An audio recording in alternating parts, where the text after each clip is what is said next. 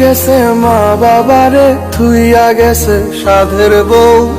ছুটি পাইলে আইতে কয় নাই টাকার জন্য কেউ। বাবা আর কয়টা দিন থাক, বাড়িটা পাকা হইয়া যাক। আদর করে বলছে মায়ে ফেলতে পারে নাই, আজ কবরটারে টাইলস কইরা